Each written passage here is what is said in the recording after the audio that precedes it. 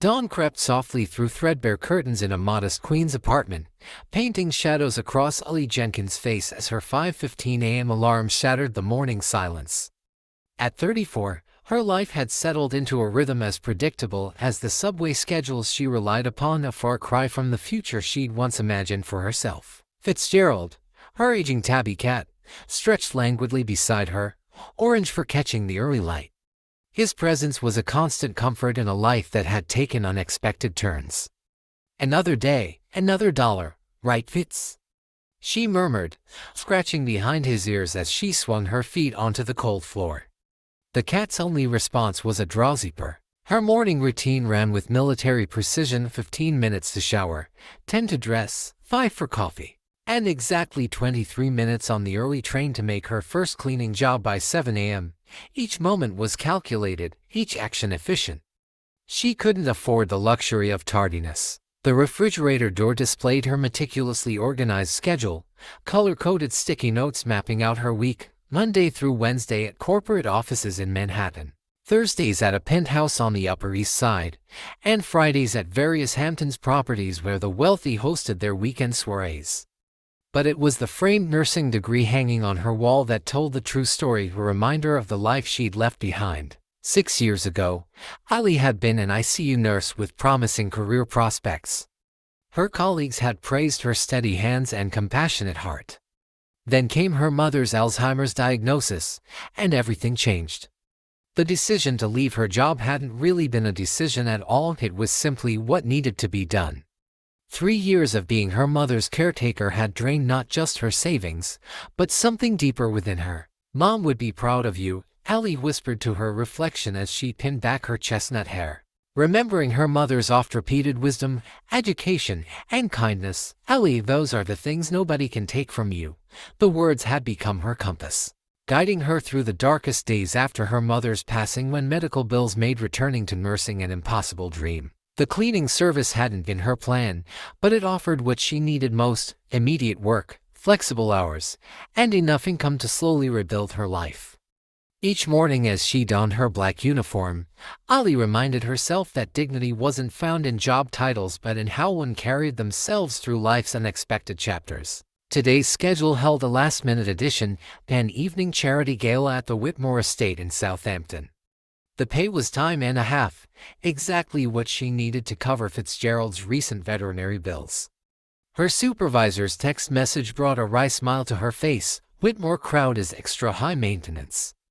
Keep your head down, do the job, get out, worth the money, though." The Whitmore mansion stood like a monument to excess against the Southampton sky, its manicured gardens and colonial-style architecture speaking of old money and older prejudices. Imported marble and gold leaf accents were as common here as dust bunnies in her own apartment. The head of the cleaning crew, a weathered woman named Margaret, handed Ellie her supplies with knowing eyes. "You're with bathroom detail and floor maintenance. Stay invisible, that's what they pay for. These people don't want to be reminded who keeps their world sparkling." As she gathered her cleaning supplies, Ellie allowed herself a moment to absorb the opulence around her. Fresh-cut flowers worth more than her monthly rent adorned every surface. Artwork that could have paid off her remaining debt hung carelessly on walls. Yet she didn't resent these people, their wealth, that required energy she couldn't spare. What struck her was how easily they moved through spaces like this, as if such luxury was as natural as breathing. The charity gala was in full swing when Ellie was called to clean a spill in the main reception hall. Crystal chandeliers cast warm light over guests in designer evening wear, their jewelry catching and throwing back fragments of light like stars competing for attention. She moved efficiently between the guests, her black uniform and downcast eyes rendering her nearly invisible, until she knelt to clean a champagne spill near the central marble fireplace. "Well, well, what do we have here?" The voice carried over the ambient chatter, deliberately loud enough to draw attention. A human floor scrubber. Charles Whitmore's silver hair caught the chandelier light as he stepped closer, his signature blue velvet suit marking him as the evening's host. At 68, his wealth had long ago convinced him that cruelty could masquerade as wit. "Look at that technique, everyone," he announced, gesturing toward Ellie with his crystal tumbler. "Fascinating to watch them in their natural habitat, A circle formed of men in tailored tuxedos, women with diamonds worth more than Ali would earn in a decade. Their laughter rippled through the air like poison. "I've got it, sir," Ali replied, keeping her voice steady as she continued working. Her hands didn't shake. Years of nursing had taught her to remain calm under pressure. "You know," a woman in cream silk interjected, her voice dripping with false curiosity, "I always wonder what goes through their minds. Do they ever imagine what it would be like to be ... Well, what's your name, dear?" Charles asked, his tone falsely paternal. "Ali, sir." "Ali," he repeated, as if examining a peculiar specimen. "Short for Eleanor, I assume. Though I doubt your parents were thinking of Eleanor Roosevelt." More laughter rippled through the group. Someone took a photo, the flash making Ellie flinch. "Tell me, Ellie," Charles continued, swirling his drink, "what aspirations occupy your thoughts while you perform your duties? Dreams of marrying rich, perhaps?" Ellie finally looked up, meeting his gaze. Something in her steady brown eyes made Charles blink. "I think about doing my job well, sir, and going home to my kid." The circle erupted in laughter again. Charles's theatrical grin spread across his face. "How utterly predictable," he announced. "The simple life for the simple woman." Little did they know that this moment, this public humiliation meant to remind her of her place, would become the backdrop for one of life's most dramatic reversals of fortune. 3 years passed like seasons changing, each day blending into the next. Ellie had quit the Hamptons circuit the day after the Whitmore incident, focusing instead on her Manhattan clients where empty offices and penthouses offered sanctuary from the performative cruelty of the elite. Yet Charles Whitmore's laughter occasionally echoed in her quiet moments, not as sharp as before, but present, like an old injury that aches before rain. "You're too good for those Hampton snobs anyway," her friend Diane said over their monthly coffee meetup. Diane, a fellow cleaner who'd witnessed that night, had become Ellie's closest confidant. The small cafe where they met became their refuge, a place where they could shed their invisible status and simply be. Her modest apartment remained unchanged, new curtains here, a refurbished couch there, and a growing collection of second-hand nursing textbooks that kept her knowledge current despite her absence from the profession. Each book represented a dream deferred but not abandoned. Then came the notice taped to her door: the building had been sold, rent increasing by 40% within 3 months. The news hit like a physical blow, her carefully balanced budget threatening to topple. Extra shifts and better-paying positions still left her short, the new rent an impossible mountain suddenly appearing on her horizon. The knock that changed everything came at 7:13 p.m. on a Tuesday. 3 sharp raps that sent Fitzgerald scurrying under the bed, unusual for a cat who typically greeted visitors with curious indifference. Through the peephole, Hallie saw a man in his 60s wearing a tailored suit that spoke of quiet wealth, not the flashy display of the Hamptons crowd, but the understated elegance of old money. "Miss Eleanor Jenkins?" he asked when she opened the door, security chains still in place. "I'm Robert Harrington of Harrington, Wells and Pierce Attorneys at Law." His business card, passed through the gap, bore an embossed logo that spoke of century-old legitimacy. "I need to speak with you regarding your great-uncle, Edmund Blackwell." The name meant nothing to her, yet something in Harrington's somber demeanor suggested this wasn't a scam. Once seated at her small dining table, he removed a leather portfolio from his briefcase with the careful movements of a man accustomed to delivering life-altering news. "Miss Jenkins, were you aware that your maternal grandmother had a brother?" Harrington adjusted his wire-rimmed glasses, studying her face. "Grandmother Clara, she died before I was born." Mom rarely mentioned her family. That's not surprising. There was a significant estrangement. Harrington's fingers traced the edge of a document.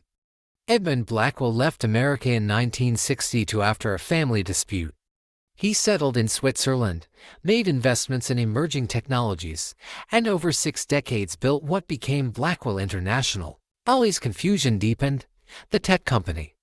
The one that makes microprocessors and medical imaging equipment. "Yes, your great-uncle passed away 3 months ago at the age of 97. Harrington's voice softened. Despite the family rift, he maintained distant surveillance on his sister's descendants.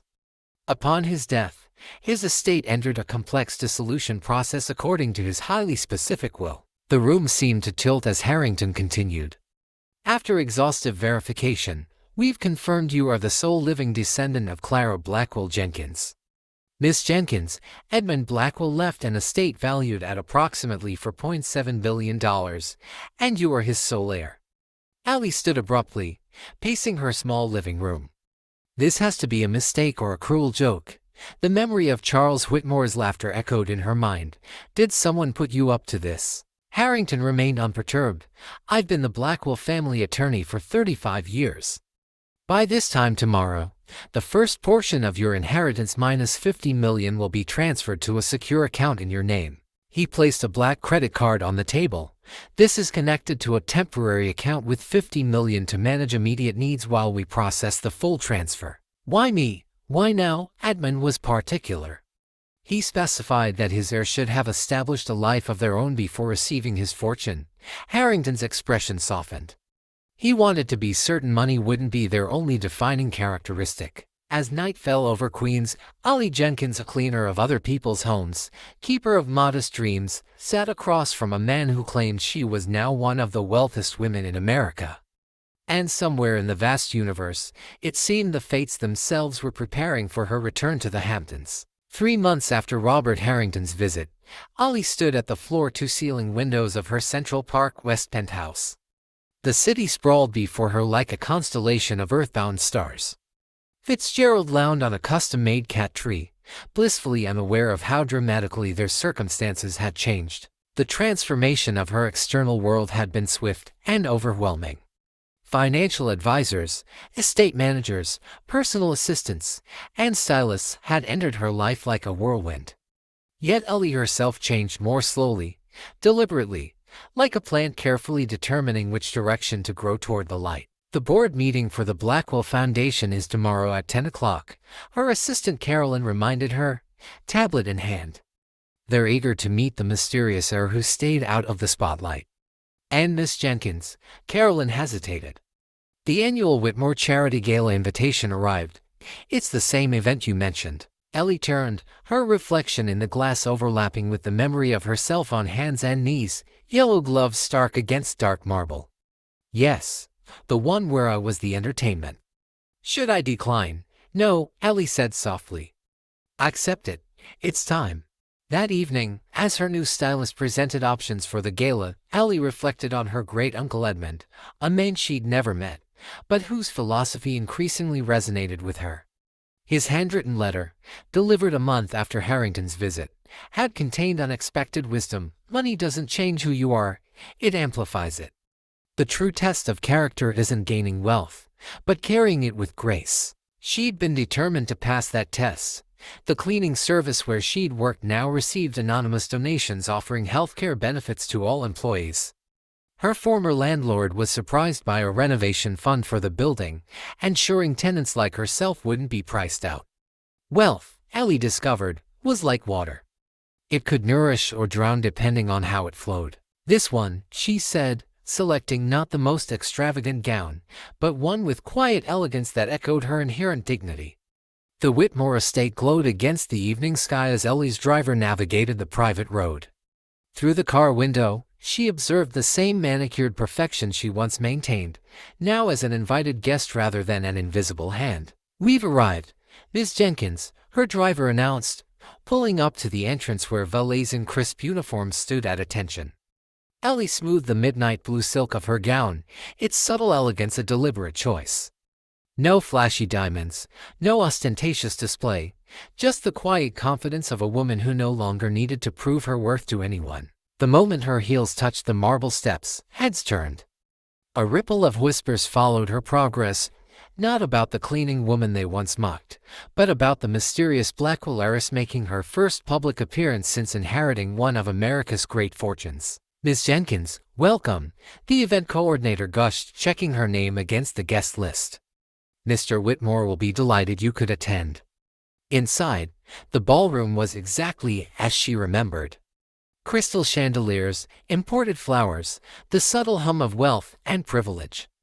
Yet now she moved through it differently, no longer skirting the edges with a cleaning cloth, but gliding through the center with a champagne flute. Eleanor Jenkins, a woman's voice carried a note of uncertainty. Ellie turned to find Victoria, the woman in cream silk who had joined Charles's mockery 3 years ago. Recognition flickered across Victoria's face, confusion, then shock, then a hasty recalibration. "It is you," Victoria breathed, her social training kicking in despite her surprise. "I heard the Blackwell heiress was named Eleanor, but I never imagined. You look so different." Ellie smiled. "Life changes us all, doesn't it?" "Yes, of course," Victoria fumbled. You're not in cleaning services anymore, then?" "No," Ellie replied simply, "though I learned valuable lessons there." Victoria's discomfort was palpable. "I should introduce you to everyone.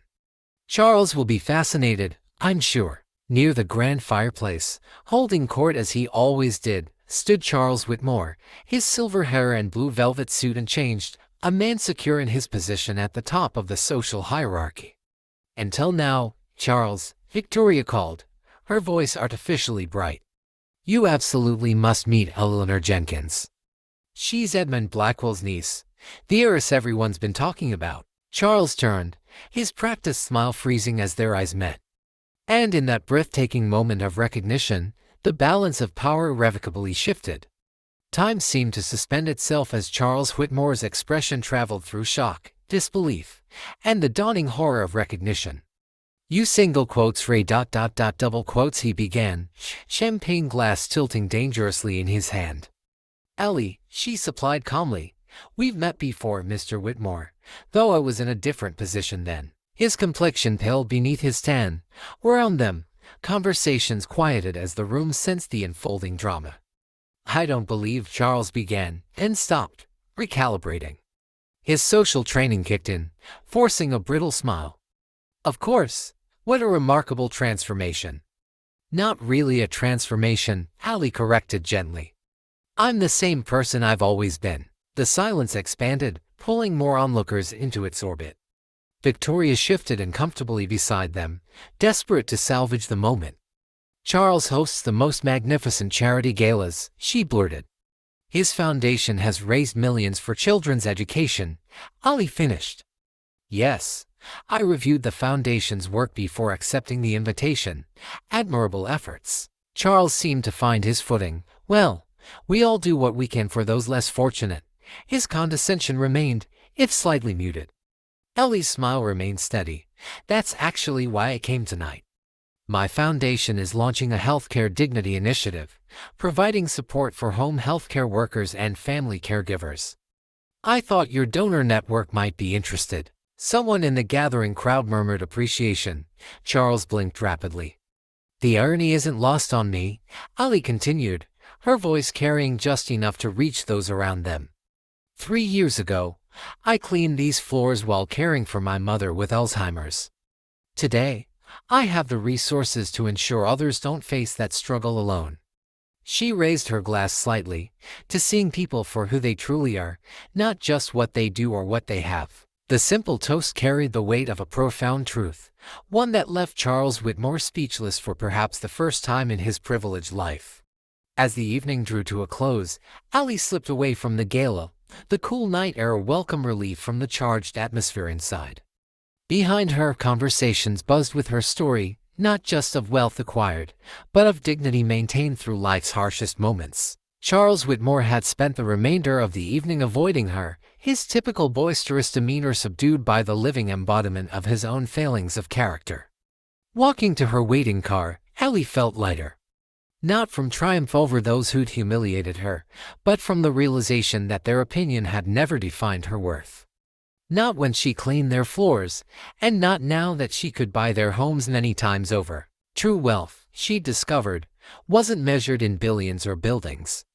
It was found in treating others with respect, regardless of their station, in maintaining compassion even when handed power, and in remembering where you came from no matter how far you traveled. Ellie's journey reminds us that dignity isn't determined by dollars and true character shines through life's darkest moments. Have you ever been underestimated or judged unfairly based on appearances? Share your thoughts in the comments below. Remember, we never know another person's full story or potential. The person cleaning your floor today might own the building tomorrow, not because of luck or magic, but because human worth transcends visible circumstances. If this story touched your heart, subscribe for more powerful narratives that explore life's unexpected transformations and the triumph of the human spirit.